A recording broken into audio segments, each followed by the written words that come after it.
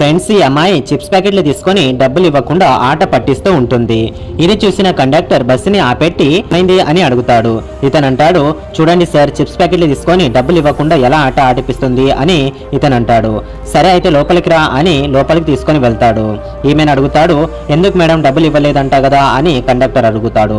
ఈమె అంటుంది, ఈయననిచ్చిన డబ్బులు ఆయనని నాటకాలు చేసుకుంటా సులా చెప్తున్నాడు అని ఈమె అంటుంది. కండక్టర్ అంటాడు, నేను బయట నుంచి మొత్తం చూసిన ఎవరిచ్చారో ఎవరిచ్చలేరో అన్నది మీకు కొంచెమైనా శరం ఉండాలి మేడం, ఎందుకంటే వీళ్ళు చాలా పేదవాళ్ళు.